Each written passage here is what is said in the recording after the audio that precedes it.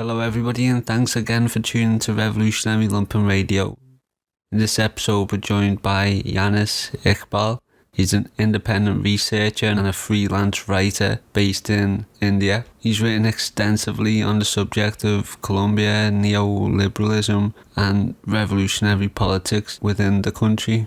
In this episode, we discuss how neoliberalism shaped the dynamics of revolutionary politics, how extractive capital has radically altered regional ecologies, and how police brutality is being instituted due to imperialism, and in what ways has agro-export crop production combined with accumulation by dispossession to generate a hunger pandemic. All of that and so much more on this episode. If you like what we do here, give us a follow on Twitter at Lumpen_radio. We have a new website now, that's lumpen.co.uk, and a Patreon for extra bonus contests at patreon.com/lumpenpodcast. So yeah, give us a follow on Twitter. We post pretty decent posts, I reckon. And yeah, special love, solidarity forever for all of us supporters on Patreon. Really makes this show what it is. We can put the time into it that's needed.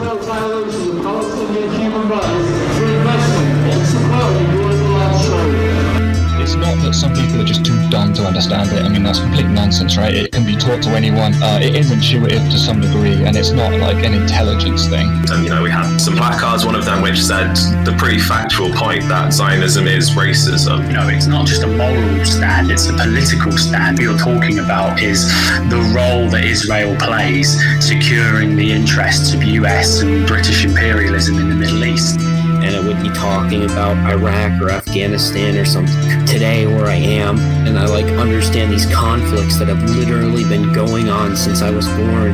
It's just horrifying. It's not British culture, it's just the world's culture. They love stories, they love this idea that there is this nation that looks like this. I think it's a distraction from the class struggle, to be honest. Yanis, thank you very much for joining us on Revolutionary Lumpen Radio and for reaching out and then making this episode happen. We're going to all walk away from this or sit down from this enlightened on the situation, neoliberalism taking place in Colombia.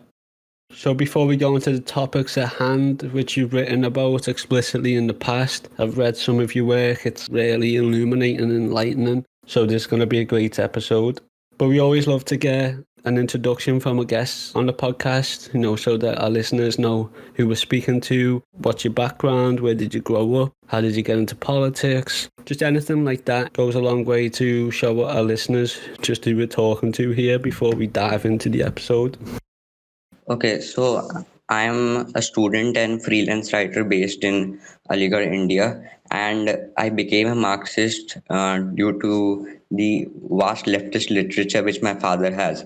So by reading those books on my own, I became a leftist. Yeah, that's awesome, boss background. What made you want to write so much about Colombia? I started writing about Colombia as part of a much more wider project on Latin America, because Latin America has been a continent which has been perennially exploited by the US, and that is why it is also known as US's backyard. And I really want to engage in what a sociologist named Boaventura de Souza called sociology of absences, in which you try to reveal the hidden voices of the exploited and the marginalized. And I think in Colombia, we have many such kind of people who need a platform on which they can express their own demands. And that is what I am doing. I don't claim to be leading them somewhere. I'm working with them. And that is what is sociology of absences. And in a more specific sense, I want to study Colombia because it is home to a guerrilla group called FARC, Revolutionary Armed Forces of Colombia People's Army. And not much focus has been paid on that guerrilla group. And that is why I'm trying to analyze their role, their structure, and what they have been doing for the past many years. Yeah, excellent. We're going to discuss FARC, so people do indeed get that illumination on what's taking place with the people on the ground who are being, murdered, tortured by paramilitaries in Colombia. There's illegal paramilitary groups that are like unofficially sanctioned by the government in Colombia, whether it's murdering labour organisers or displacing an indigenous community because the US corporation wants to drill for oil on the land, or again for bananas. We're talking about, as you say, this US's backyard, which is Latin America, and this is one of the most exploited continents. So really pleased to be doing this episode to talk about the neoliberalism and imperialism in Latin America, and also show the resistance from the people in there. So could you talk about this violence in Colombia and the killing of social activists? Why is that happening? In the current period, the killing of social activists has greatly accelerated. And this is merely due to the reason that capitalism is in a crisis and it needs to accumulate more wealth. And capital accumulation can only be advanced when people are not resisting it. But in Colombia, we have people who are consciously resisting capital accumulation.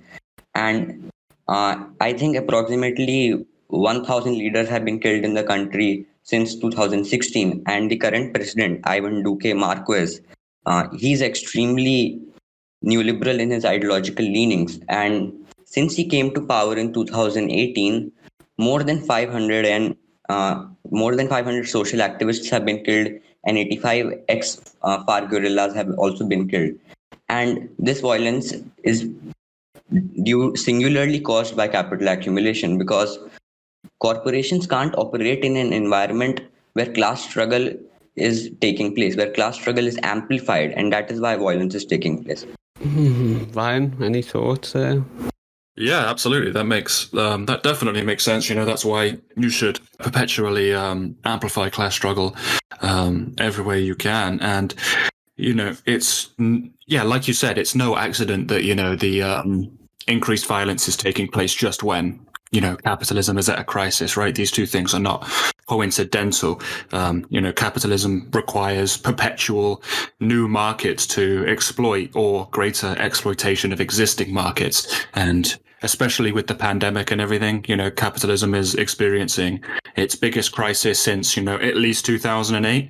So the, increased violence in Latin America countries or, and places like Colombia is definitely not coincidental.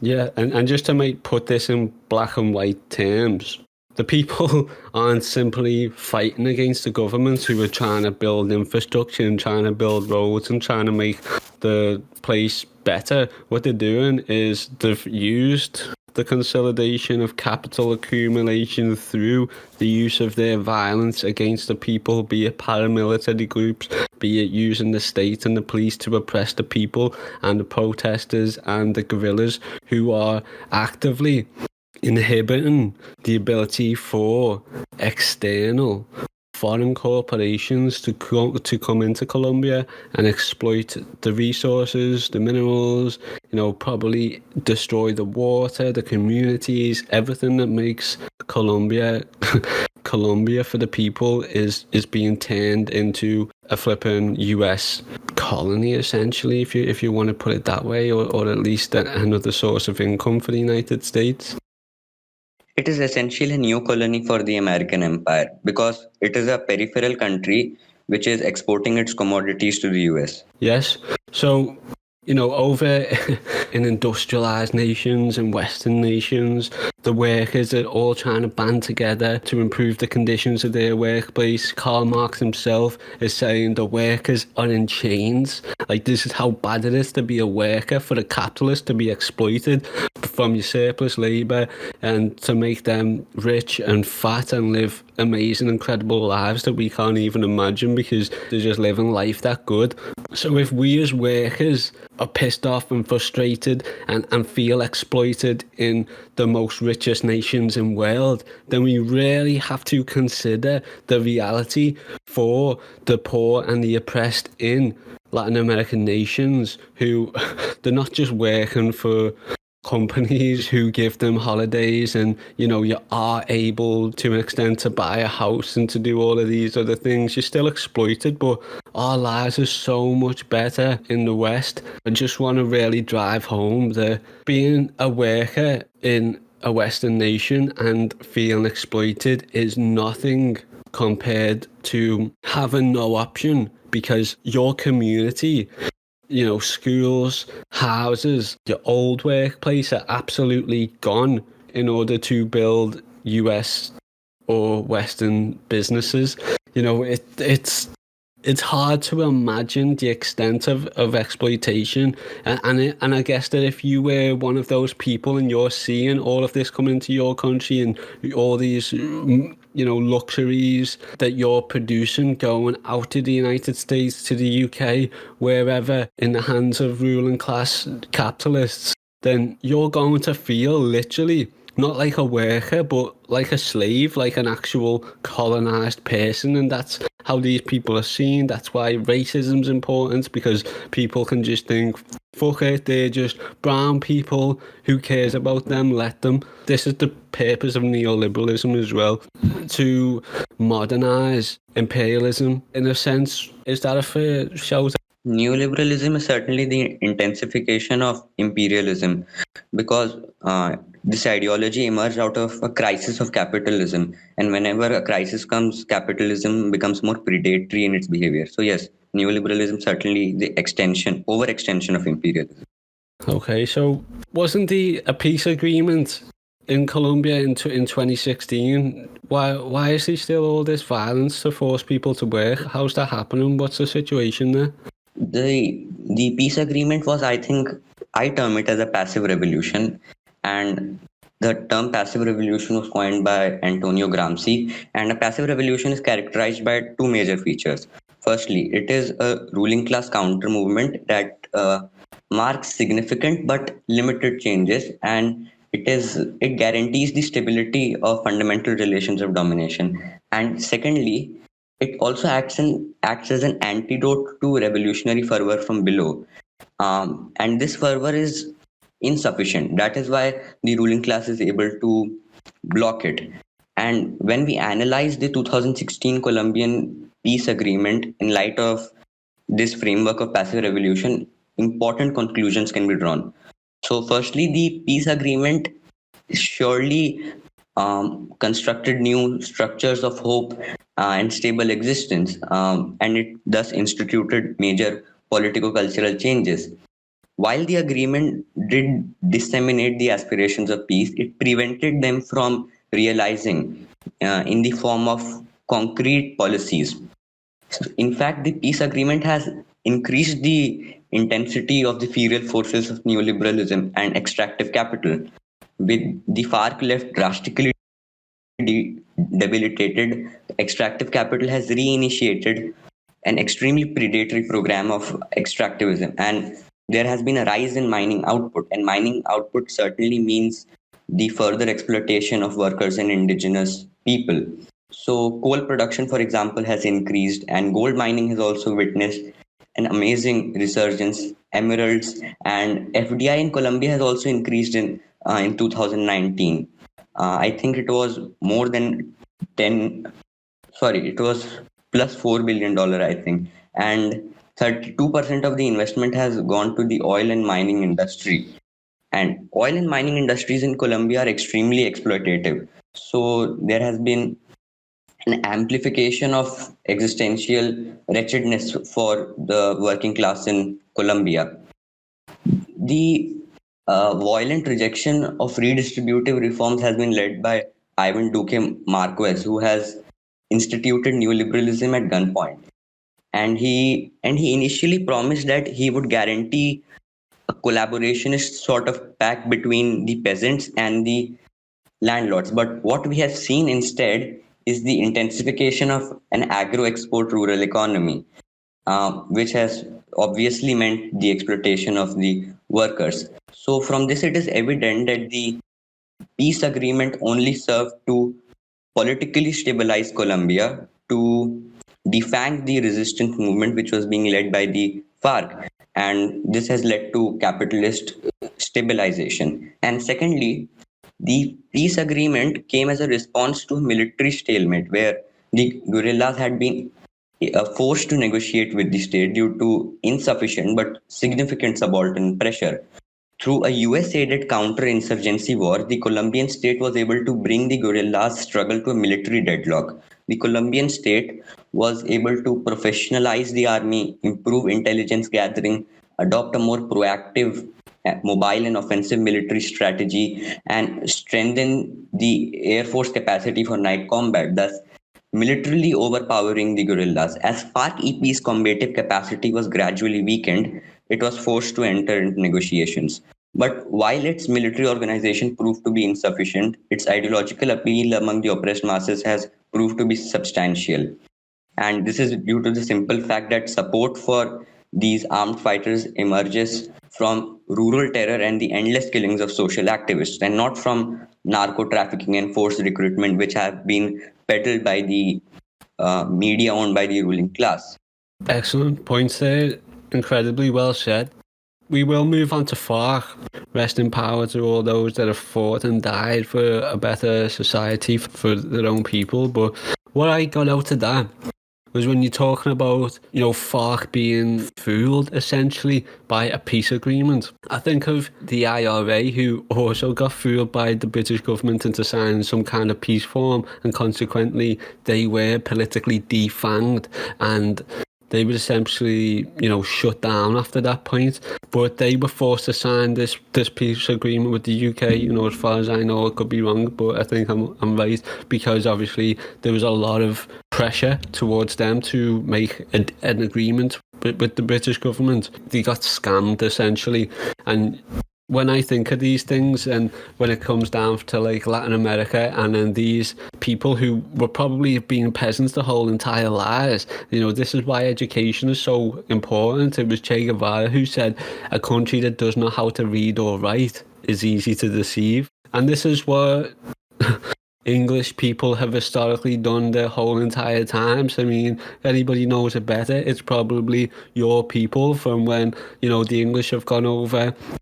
What they do is they try to have a detached aggression over their exploitation, and they justify everything they do in words, in contracts, in laws, and that's why you can legally go to war. You can get it passed at the UN, and the other poorer country is like, what the hell's going on? And they're like, well, you can't read all of this law, this legal business, therefore you can't participate in the same intellectual warfare, so you're just going to be a victim of the physical warfare. And that's kind of what I'm seeing here, is like every time you're forced to negotiate with somebody who's literally and legally in a better position than you, you're not going to win through literacy or legal means. And that's how the ruling class like it. That's what justifies imperialism. That's what justifies war. That's what justifies embargoes. That's what justifies so much insanity and legitimizes capitalism, imperialism, neoliberalism. You are absolutely correct, I think. And another additional reason why the working class has not succeeded in Colombia is because of the fact that the level of violence in that country is extremely high. In other countries in that continent, we have not seen such high levels of violence. In Colombia, what we have seen is well organized and extremely well funded violence. That is why the network of civil society there has not been able to defeat the ruling class. Yeah, I mean, I'm just going to finish off on this point, but regarding, I mean, for example, if you're toiling away in an iron mine in Africa, wherever, you don't know English, you're thinking, why the hell am I doing this now? It's because somebody over there in the United States or London is in a stock exchange using their numbers and their words to facilitate this exploitation. It's insane. You cannot cover up the destitute exploitation that capitalism or so-called democracy imposes around the world. You simply...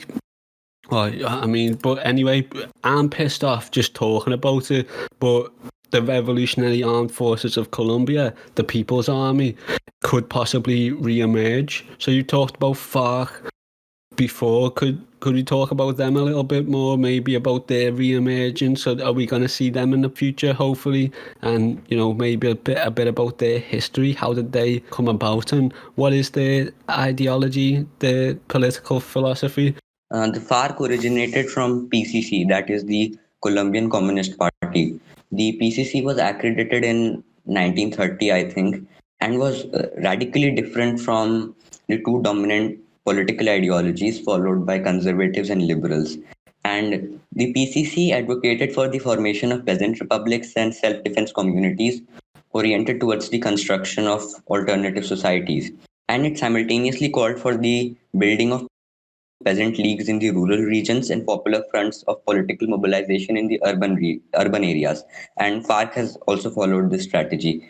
This was an early effort to build cross-geographical class solidarities and expand communist ideology to different areas.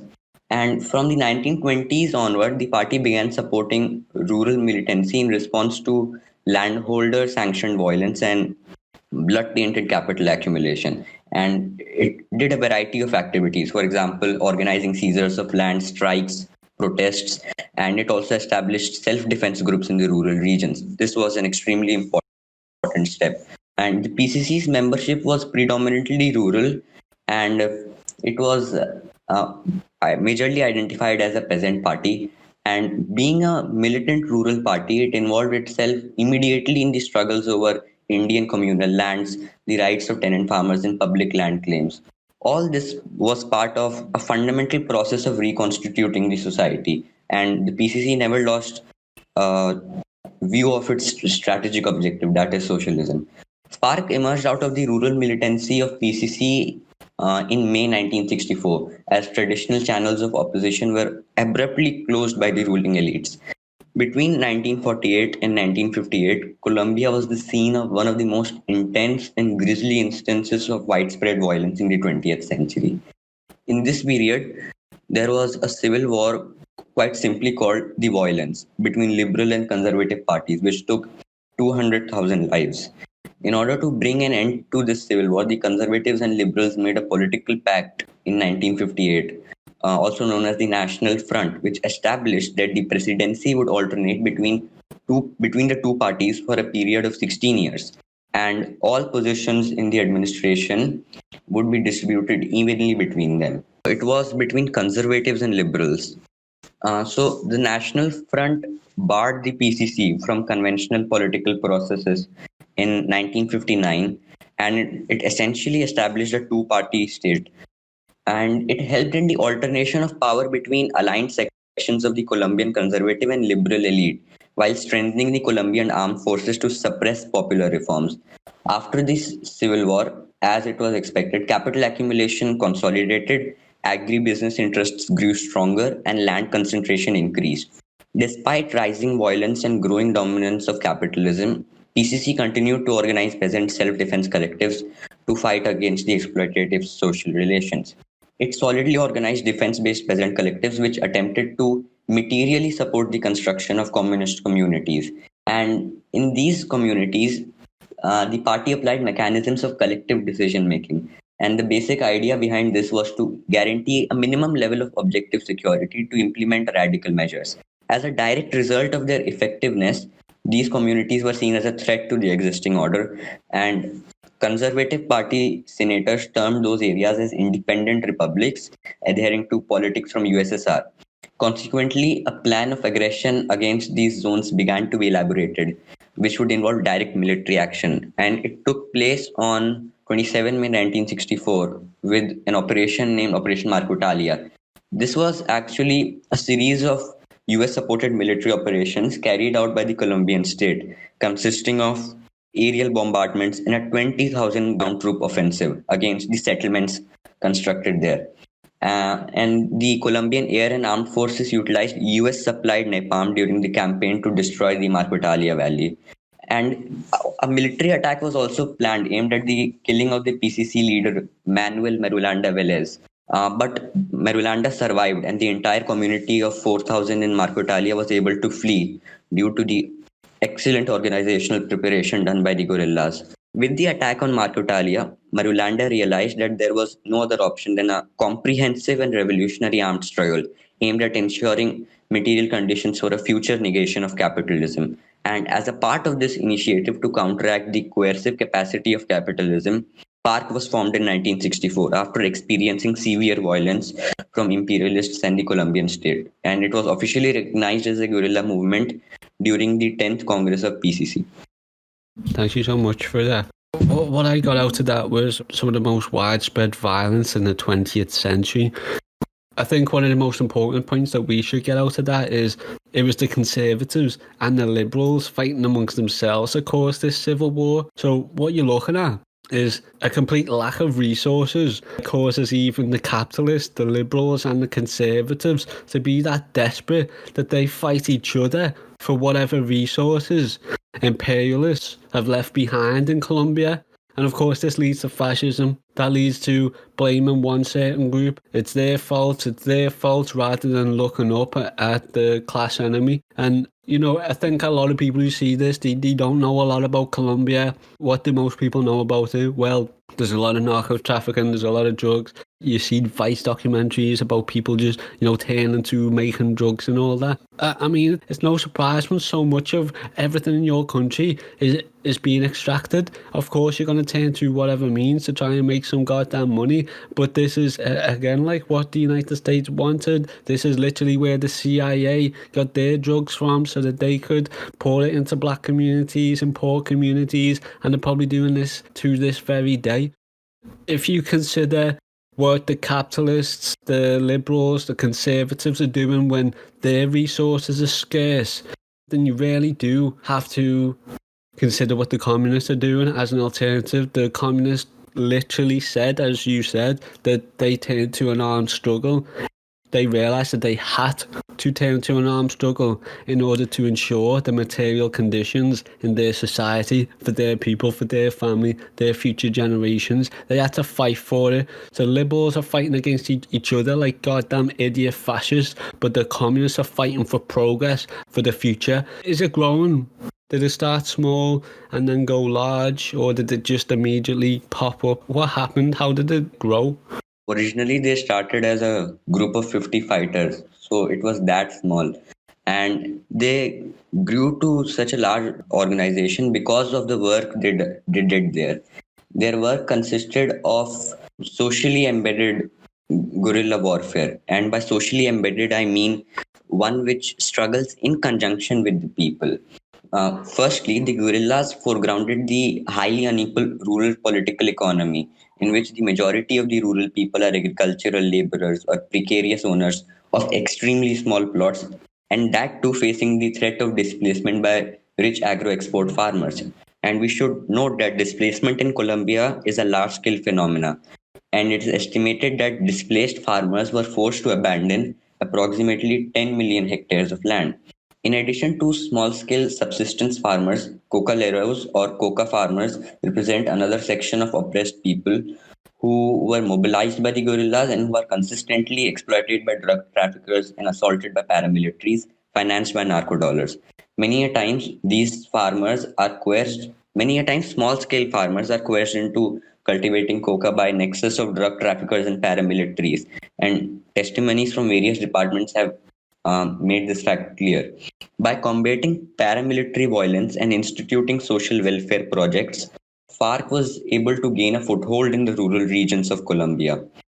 Its daily activities made them social actors who could intervene in the civic strikes, help the campesinos, and campesinos means peasants, and magnify the impact of marches by organizing them to stay mobilized for months at a time. By lending this support to movements, FARC strengthened their negotiating capacity in relation to the state. On top of providing logistical support, the guerrillas have also helped in combating para-institutional violence and stabilizing the lives of coca farmers. Instead of being drug traffickers, the FARC regulates the trade for benefit of growers. So all talk that they are narco traffickers and they use it for their own self-enrichment is false. It is propaganda. They control the trade in the coca paste in the region, and that's for a reason. if they didn't do that control, the paramilitaries would come into the coca growing territory to buy the paste, and the peasants would face a bigger threat because paramilitaries don't care if they have to kill to steal the product. The FARC therefore utilizes its mobile warfare strategy and Marxist-Leninist ideological unity to resist the onslaught of paramilitaries, narco-bourgeois, and guarantee a minimal level of security to coca growers. This combative capacity has allowed it to resist paramilitary violence, and it was decided that the combative capacity of the guerrillas would be developed at the 7th conference of the guerrilla movement when FARC declared itself as a people's army. This new method meant that FARC would no longer wait in ambush for the enemy. It would locate and surround them. So this was an important transition of guerrillas from a defensive organization to a revolutionary offensive movement geared towards more offensive military operations. And FARC EP's activities are not restricted to coca growers, and they also include the installment of social welfare projects among small-scale subsistence farmers. This is a part of the overall direction of FARC, which emphasizes the construction of a substitute state through the bottom-up building of insurgent institutions. So this is a dual power strategy, which we have seen elsewhere. Instead of seizing just central apparatuses of the state, FARC EP guerrillas have deconstructed state power at regional levels, moved upwards through molecular changes, and filled the hegemonic void left by the state. Therefore, in regions where the FARC EP has maintained stable control and where the national government never had a presence, the rebels functioned as a de facto government, implanting redistributive projects. And the social welfare activities include education, health, and various other types of support. Since 1993 or 92, they have been developing new blocks and fronts purely for health facilities and resources. While most of the guerrillas who practiced surgeries had experiential knowledge, there were also individuals with actual training as professional doctors and surgeons. And FARC EP has placed enormous importance on education. And if you look at the flag of the organization, it contains 2 crossed rifles and an open book on top of a map of Colombia. And this designates the interlacing of pedagogy with the revolutionary struggle. And the guerrilla organization has built many cultural centers where both civilians and FARC members work as instructors. In these centers, courses are offered in a variety of subjects. And while the buildings are surely primitive in structure, the educational material is not. The armed organization has carried out educational and skill-raising works outside these cultural centers also, and it has taught children a variety of skills. And these are not small activities. Let's not ridicule them. The anti-communists, they greatly contribute to an upward molecular movement of hegemony. Excellent, thank you so much. Ryan, have you got somebody who competes with your love for the MPA now? Yeah, for sure. I mean, we should all be, supporting armed movements that are, engaged in any type of armed struggle against, especially neoliberalism or just, imperialism generally. And, ultimately, I think it's going to be getting worse in the coming years to come, ultimately. We said before that, capitalism is experiencing its worst crisis in a very long time. And because of that, it's going to be looking to expand its violence abroad. There's no doubt about that. But also, even with the impending threat of global warming, I think the bourgeoisie understand that their sort of unlimited extraction of things like oil and gas eventually has to come to a close. So I think they're going to sort of ramp up to try and get one last grab at the gold there. I think they're going to just sort of go for broke and try and grab everything they can, which is going to, increase contradictions, and it's going to increase armed struggles in those countries ultimately. And it's, it's global. It's not just Colombia. We saw it, recently in the attempted coup in Venezuela for Bolivian lithium, for, the rare earth minerals that go into making, electronics, phones and things like that. So, yeah, it's not going to come to a close soon, I don't think, unfortunately. I think, as the contradictions of capitalism heighten both domestically and abroad, violence is definitely gonna increase. Yeah. What I got out of what you said, Yanis, was FARC essentially seized the means of production when it comes to, making, the cocoa, the drug production, the drug trafficking. FARC seized that means of production, but they done it in order to, as you say, resist paramilitary violence, exploitation of the workers. And, we all work jobs that are stupid. We shouldn't be doing them. The destructive people work jobs producing all kinds of firearms in industrialist nations. They produce, nuclear bombs. We produce all kinds of aerosols, poisons, everything, all kinds of madness. That's what we produce. And we still feel heavily exploited by capitalists. We have unions in a lot of cases that make sure that we're not being oppressed, that nobody's talking down to us, that our feelings are protected. But we really do have to do this extreme distinction between us in wealthy nations to the peasants on the ground in Colombia or anywhere else where this is extremely compatible. And just look throughout Latin America, Africa, the Middle East. They don't have unions. They have people who literally fight for the people, who producing social welfare products, dual power, as you said, education, so that the people, again, can never be deceived by any white man, by any ruling class person. And also, reading and writing is important to articulate your thoughts better to other people. You all probably think and feel the same, but if you haven't got the words to describe that, you can never get the oxytocin in your brain that's developed through the trust and understanding with another human being, so that you're able to work with more people and produce a better reality together. And that's what it all comes down to. It's being there for the people. So we're not just seeing FARC go out with a load of guns to start shooting. They're not all about just the warfare. They're literally there to protect the people and advance, I guess, in like a kind of vanguard way, the needs and the wants for the people within the territories that they do, hold. But with that being said, can I ask you, where did FARC get this kind of strategy from? Is it from previous revolutionaries? Is it from previous movements? Are they making some of it up as they go along? I think FARC have adopted a Foucault theory, and it is pretty much similar to Vietnam. Obviously, the situations are not the same. History changes, but in a more broad sense, I think it is the same. Sorry, not Foucault theory, protracted people's war, I forgot. So by following this theory, they have done so much work. While outlining his Foucault theory, Che Guevara had said that conditions for revolution can't be created by guerrilla activity alone. And therefore, people or the armed fighters are both the product of material conditions and the creator of new conditions. While Guevara did believe that some conditions were necessary for a guerrilla struggle, he, I think, a bit de-emphasized the role of social work in propelling the armed struggle. And FARC has rectified this mistake by maintaining a model in which local power is accumulated through the establishment of broad support over long periods of time. It believes that careful, meticulous revolutionary work in the form of social welfare, for instance, is an absolute prerequisite for a socially embedded warfare.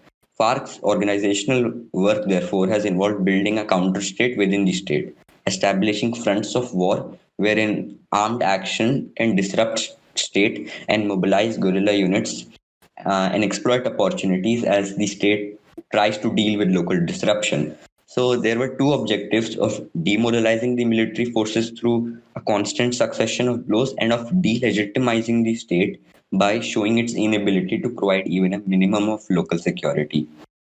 Boss, thank you for the answer. Yeah, protecting the People's War once again seems to be showing us that that's where all of us have to advance to. But as you said, revolution is not brought on just by guerrilla warfare alone. The social work is important to advance the class struggle. Organisers in imperialist nations, we go out there and you're like, talking to the people. Some people give face masks out. Some people do food bank donations. Some people are always trying to find, like, you know, mutual aid to connect to other human beings, and carefully, meticulous work, as you said, to show the people that another world is possible. Because people in obviously capitalist nations have got that capitalist realism in the mind.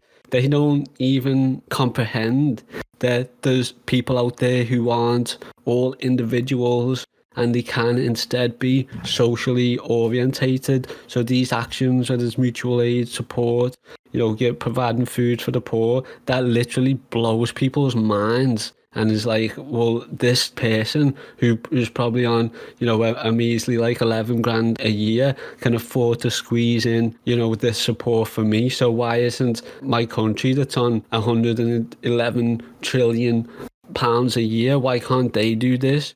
And when you're in an imperialist, like, victim nation such as Colombia, the people out there with imperialist realism in their minds, they expect this love, this generosity, this support, even less than people in capitalist nations because of how impoverished they are.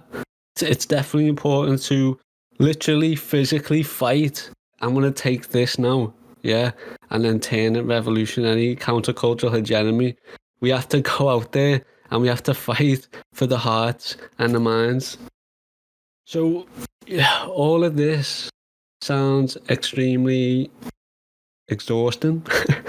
Are FARC starting to feel exhausted? You know, the Revolutionary Armed Forces of Colombia, did they get tired? Are they going to have to eventually be forced to retreat from burnout, from fatigue? Have they got limited resources?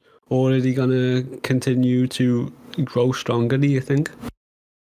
A dissident faction of FARC has announced that it will rearm itself and continue the armed struggle, but the majority of the FARC doesn't believe so. And I think after the peace agreement, it will be difficult for them because their weapons have been seized by the state as part of the agreement. And the violence of the Colombian state is continuously increasing. And here I would like to just highlight the role played by USA in violently repressing the FARC. And this started in 2000s through Plan Colombia, which is a $10 billion US aid program, not an aid program, but counter-revolutionary strategy. USA privatized violence and allowed Colombia to install an asymmetrical operational architecture of warfare. With the privatization of violence, various security companies like Lockheed Martin and Integrated Aerosystems, they started operating on the Colombian soil, and they helped in specializing violence to defeat the guerrillas. The military magnitude of these private companies is indicated by the fact that in 2005, there were more than 600 private military contractors on the Colombian soil engaged in a class warfare against the guerrillas. And there has also taken place the institution of a system of asymmetric warfare, which would use new tactics to defeat the guerrillas. And the preparation of this type of warfare was greatly aided by USA, which integrated the operations and intelligence sharing of the Army, Navy, and Air Force, and sent advisors, monitors, and military personnel to Colombia to oversee the process and properly implement it. Through this US-assisted modernization of the army, the Colombian government was able to kill 3 key leaders of FARC, namely Raul Reyes through Operation Phoenix, and then Mono Jojoy. He was second in command to Alfonso Cano, the top military commander, and Alfonso Cano too got killed in a gun battle. All this was part of the strategy to reduce the FARC guerrillas by 50% in just 2 years.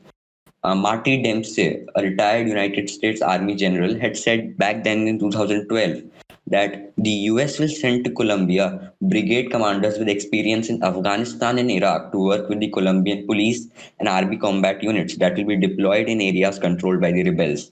These brigade commanders would work with already existing special commando units for hunt and kill missions as part of an aggressive military campaign to reduce the guerrillas by 50%.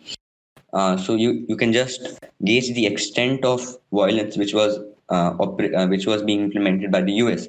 And paramilitaries quickened the military weakening of FARC by establishing the everydayness of violence. By everydayness, I mean the regularization of violence.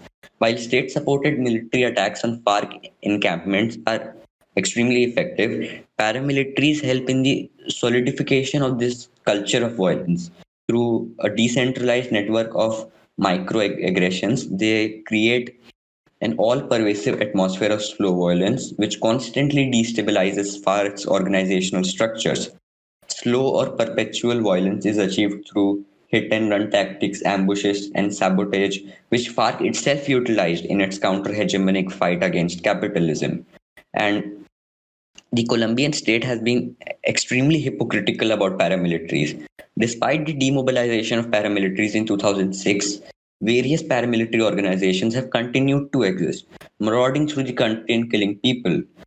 From 2006 to 2007, there was a humongous increase in displacement. And from 2007 to 2008, this trend continued. And this was all due to the paramilitary activities. So for the last 4 years, let's just say like since the Trump administration, I imagine that since the ceasefire, even though there has been an official ceasefire, contradictions have been getting worse there, I imagine, haven't they? Yes, they have been obviously getting worse because the peace agreement did not lead to a stable period of even class collaboration. It has led to a one-sided consolidation of the ruling class. And this can be indicated by the fact that FDI has increased and the free trade agreements, the conditions of the free trade agreements have got aggravated, which means that workers now get lower wages and all that thing. And another important thing has been police brutality, which has emerged in conjunction with US's crisis of police brutality. And this also indicates that there has been no alleviation of existential wretchedness for the workers. Yeah, right. So you said earlier that, like, since the peace agreement, some FARC members are still going to carry out, armed struggle, but most aren't. Why is that? I mean, if things are continually getting worse, then shouldn't, the armed response get more also? Yes, armed response should getting more, but the major faction of the FARC organization has now started believing that an electoral solution to capitalism is possible, and this is also due to the fact that Gustavo Petro, a leftist candidate in the elections, has been garnering a good amount of vote. But I think that this conviction in electoral means to socialism is misplaced, and this is due to the fact that paramilitaries will continue to disrupt any movement which is being made towards that direction. Yeah, I have to completely agree that electoralism to head towards socialism is a misplaced thought. But if I was in Labour and then I ended up as Labour's leader, then I would believe that electoralism has a place for revolution, but they're never going to let me or any other revolutionary in the position in order to have the power that Labour officials or Tories have. They're never going to let it happen. So when we see somebody who's literally fighting, dying for FARC, for the freedom against neoliberalism in Colombia, and then we see FARC maybe majority or minority head towards electoralism, what future is there for the left in Colombia? What options have they got? Is FARC their only route, or have they got other things that they're trying? The future of the Colombian left to me seems optimistic because objective conditions are already foregrounding the fact that without any material policies, the guarantees of the peace agreement will just be like hollow words without any concrete content. As a growing realization of the need to create a true peace dawns upon the Colombian working class, class struggle will intensify and the political prospects for the left will likely improve. But the major problem here is the ideological unity of the FARC, because now they are split over the method through which they will attain socialism. And FARC has had an experience of electoralism because between 1984 and 1988, the FARC agreed to a ceasefire with the Betancourt regime, and many of its militants opted for electoral politics by forming a mass-based political party called the Patriotic Union. In all, the Patriotic Union, or the UP, gained 12 elected congressional members and 21 representatives to departmental assemblies. Before, during, and after scoring these substantial electoral victories in local, state, and national elections, the military backed death squads murdered three of the Patriotic Union's presidential candidates. Over 5,000 legal electoral activists were killed. The FARC-EP was then forced to return to armed opposition because of Colombian regime's mass terrorism. And I think this time also we may see that the guerrillas will be forced to take up arms. Yeah, I mean, just trying to imagine the future's never easy, but you've clearly done your research for the past, so we can kind of make a somewhat reasonable estimation of where the future is going to go. So we've talked a lot about, fighting in FARC, but what's the role of women in FARC? Are they active on the front lines? What kind of role do women have in FARC? Is it overt or covert? Is it a bit of both?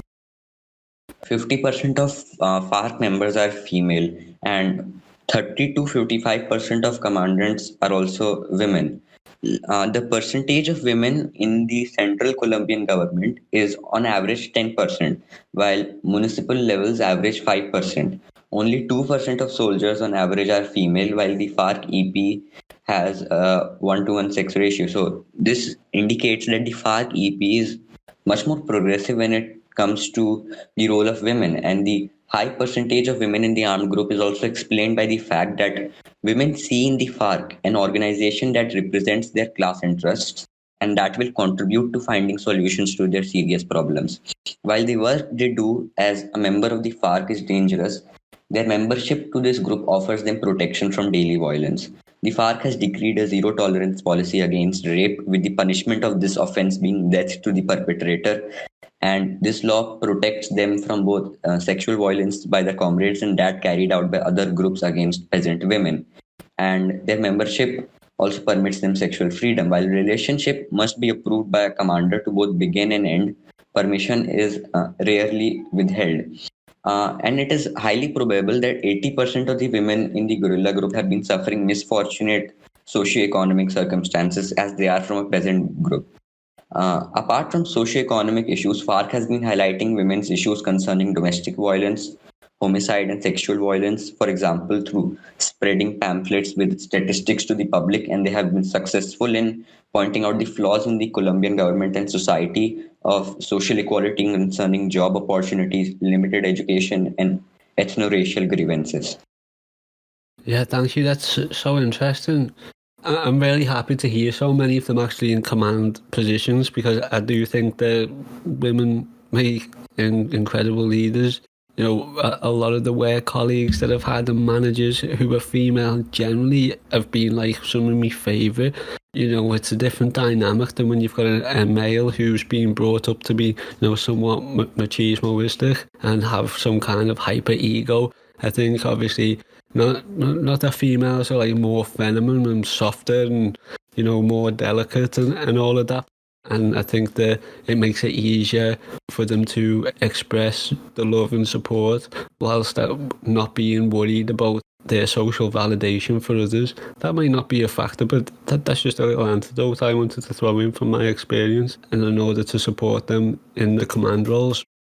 We talk about exploitation, workers being exploited, and then those in imperialist nations being even more hyper-exploited than us, workers who feel like we need to break our chains yesterday. Well, we have women as well. Women are more oppressed than males. So not only have you got the workers and the peasants being oppressed, but then you've got the worker women being even more oppressed, as you said, being raped, being exploited. And then you're going to have the disabled, you're going to have the gays, all being even more expressed on top of all of this. It's definitely important to look at the minorities, I don't know what you call them, and just the most exploited in societies. I'm really grateful that you had an answer that regarding the role of women in FARC. We do have a lot of female supporters. I really hope that this serves as inspiration and encouragement that by the sound of it, they seem to do all of this revolutionary shit equally as good, if not better, than the male counterparts. Okay, so what we're probably going to see in the next year or two, if intensification of FARC or these protests and the workers or the people just stopping US corporations coming in to stop this exploitation, we're probably going to see on the news that Colombia's poor, they've got a hunger pandemic, they've got bread lines, nobody's being fed. What's going on? We're probably going to hear about a hunger pandemic. We hear about an ongoing hunger pandemic in Colombia now that's said to be caused by export-orientated agro-industrialization. Could you talk about what that means and what you expect to see, or how this will be reported in bourgeois news outlets? Yes, in Colombia, we have a highly exploitative rural economy, which has adversely impacted the peasants. And beginning from 1991, President Cesar Gaviria unleashed a policy package which attempted to capitalistically crack the Colombian economy through neoliberal measures. And these measures have included the collapse of social safety net, the pursuit of an export-oriented economic policy, and efforts to attract foreign direct investment (FDI). This policy paradigm has signaled an agrarian age where crops for domestic consumption were replaced by export-oriented crops such as palm oil, fruit, and sugarcane. This means that the opening up of Colombia deepened the insertion of the country's agriculture into world markets as a supplier of commodity crops and a net food importer. The cultivation of agro-export crops has led to food insecurity, and we will see how it has led to this. In addition to coke and palm oil, we have a rentier agrarian economy, which has engendered a shift from production to speculation and land use.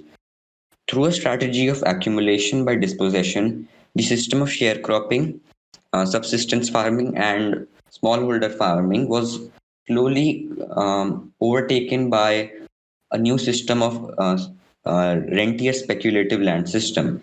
And the proletarianization and dispossession of small farmers had included the dismantling of indigenous lands. Instead of using the appropriated lands for productive activities such as agricultural food production, which is extremely needed, the Colombian capitalist class has used it for speculative purposes, because we are now living in the financial age of capitalism, the monopoly finance capitalism, which we have now. So in order to avoid taxation and legal prosecution for underusing or keeping the land idle, capitalists have adopted cattle ranching to just hide what they have been doing. Along with the traditional land oligarchy, which has been engaged in speculation and land concentration, the narco-bourgeois is another major player in this rentier agrarian economy, and it has actually strengthened it. The narco-bourgeois has found rural lands as a convenient method to transform its illegally gained money into land holdings and incorporate it into formal land markets through the acquisition of titles.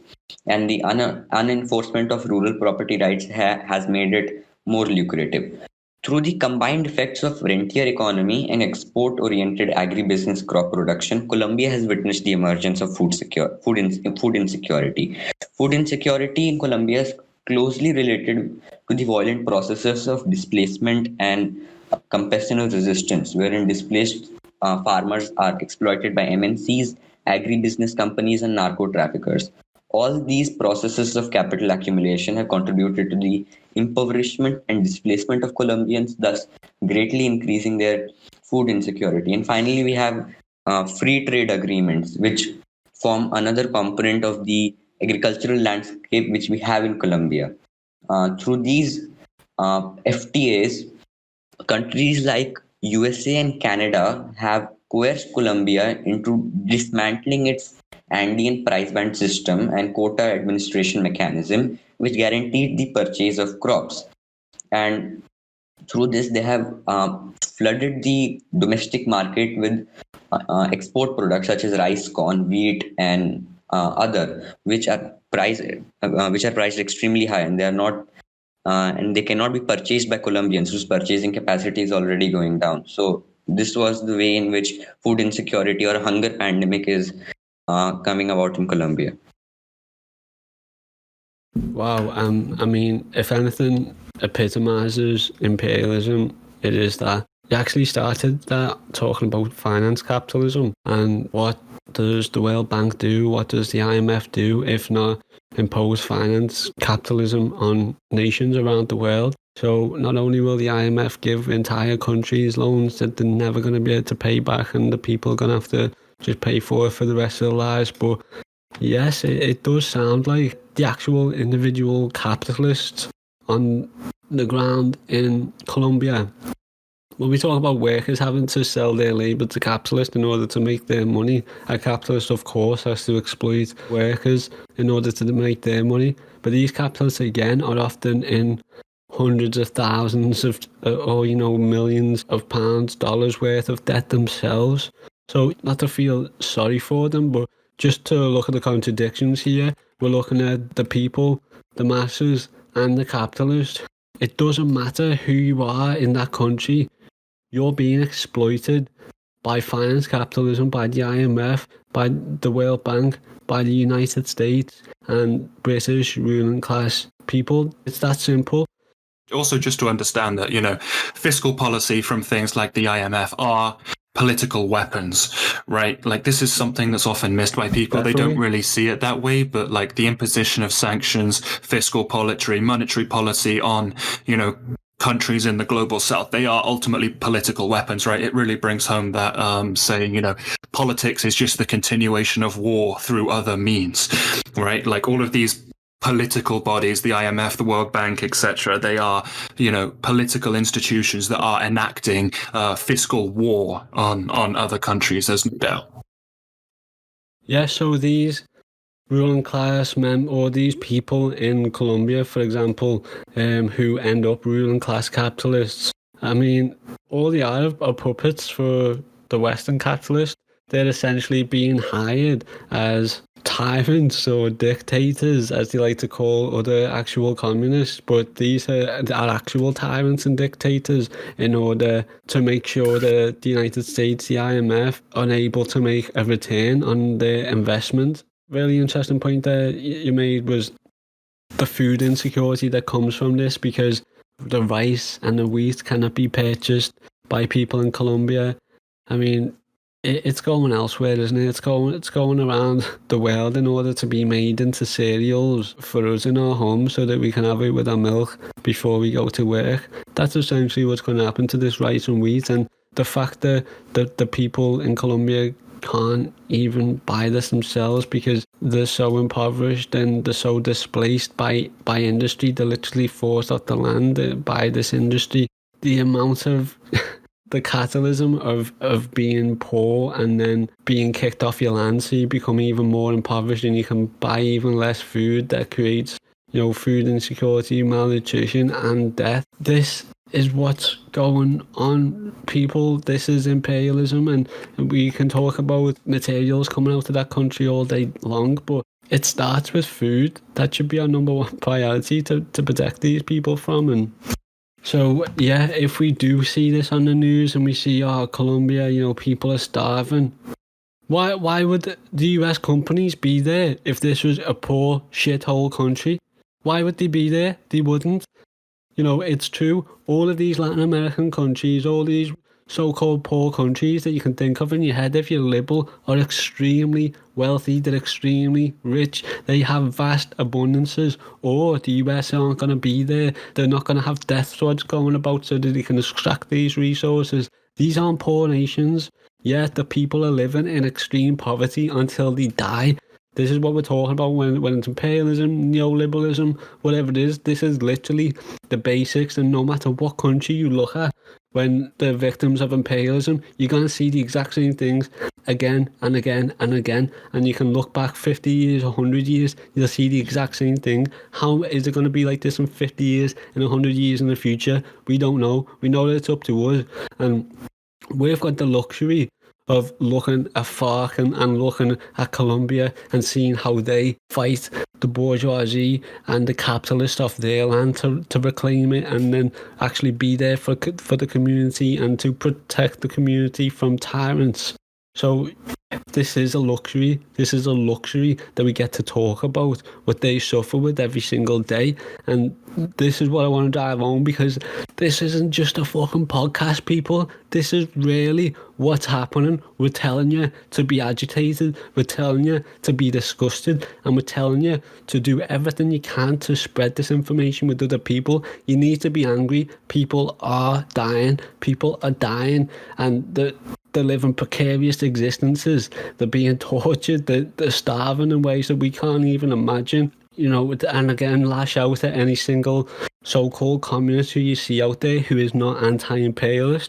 Because when you look towards socialism in your country, but you're not looking on ending imperialism in other countries, your country, your existence, your nation is still at the backs of this Colombia, for example. And Colombia is just, you know, it's a word for a territory that was drawn on a map one day, but that's got millions of people in there. That's got millions of people who have contributed to our human existence in ways that we can't even imagine. We could have had cereal loads of times. We could have had loads of bread that's been made from this wheat that they're toiling over, that they're suffering over, and they're probably dying over because they simply aren't getting the calories needed to replenish what was left in order to produce it for the capitalists to be sold on.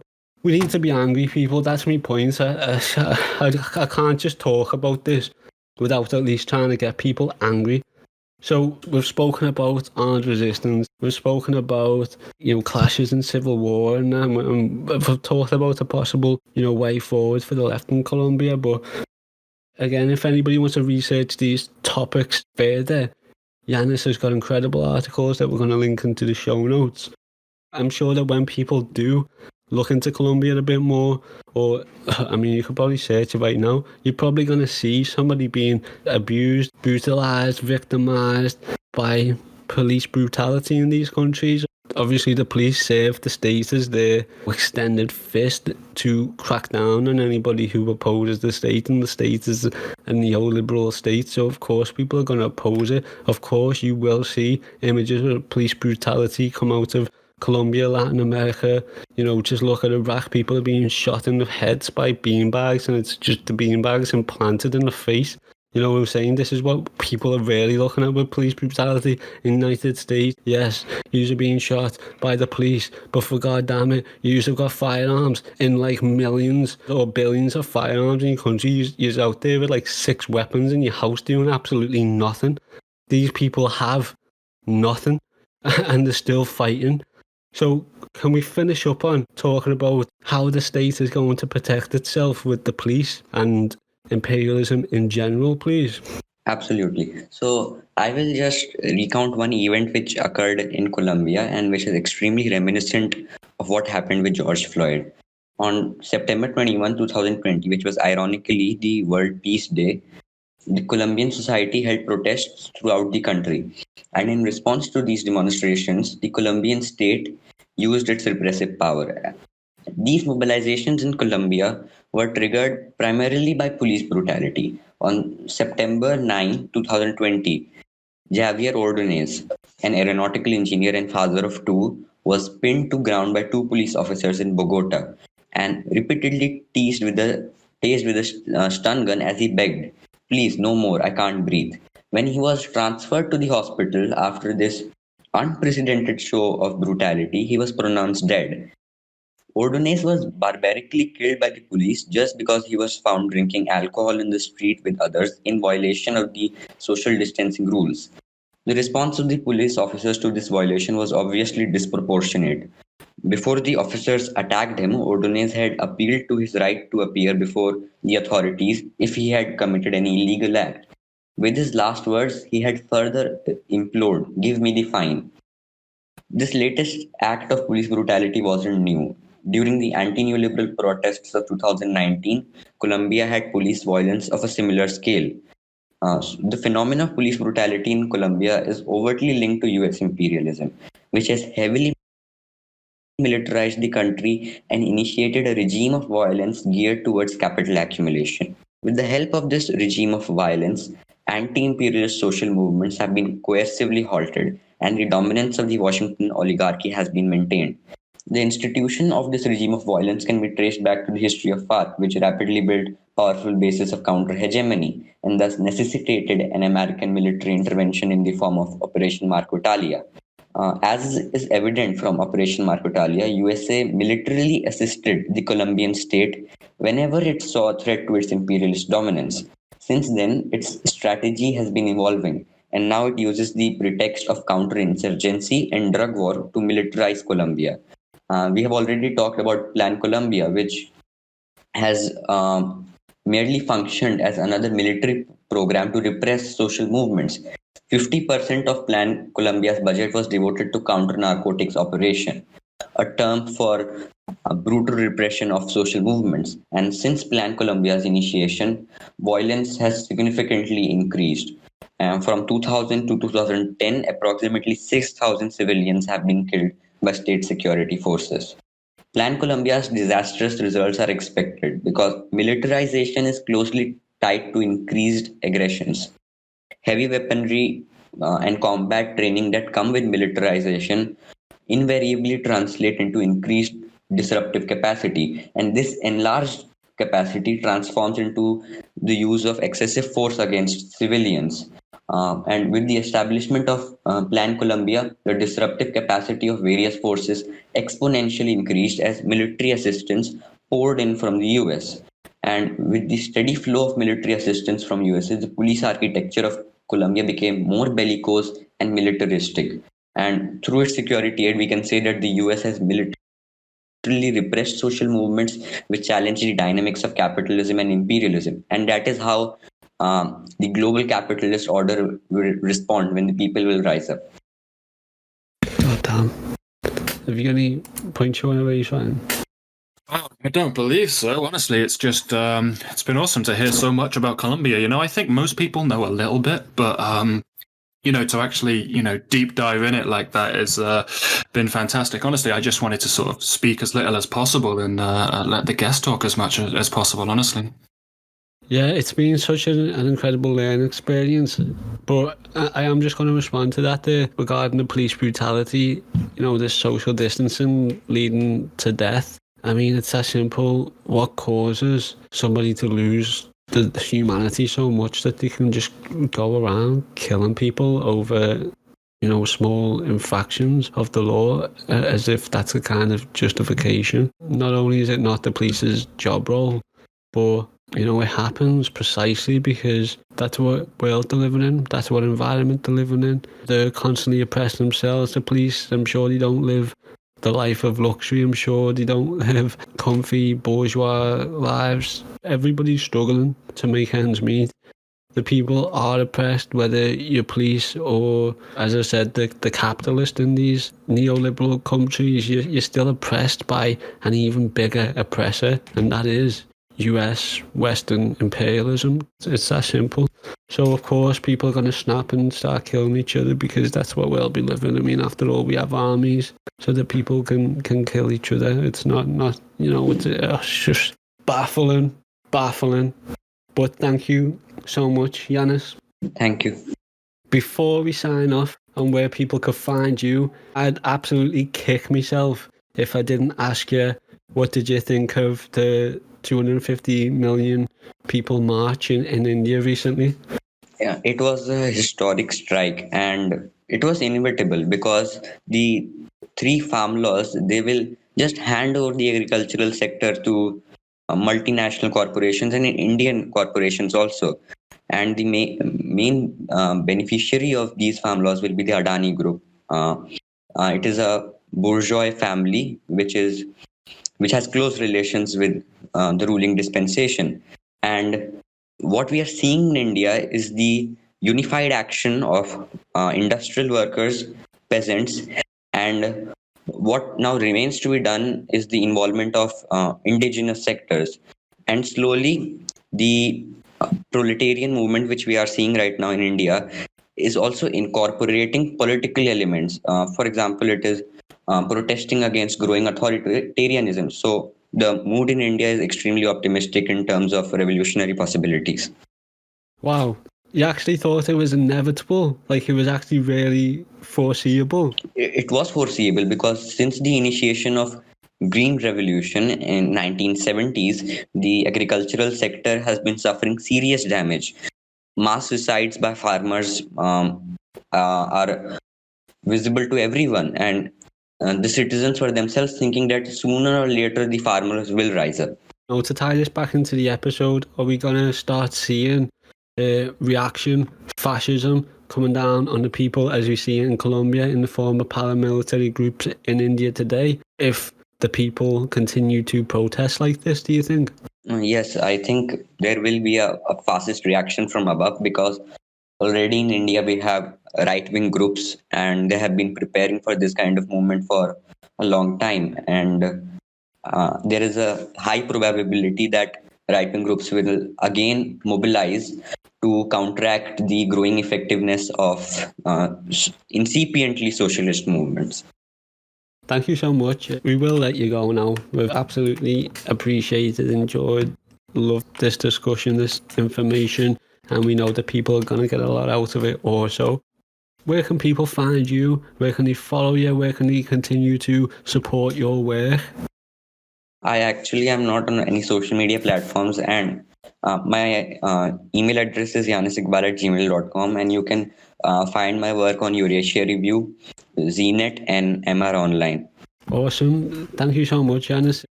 Thank you. Awesome.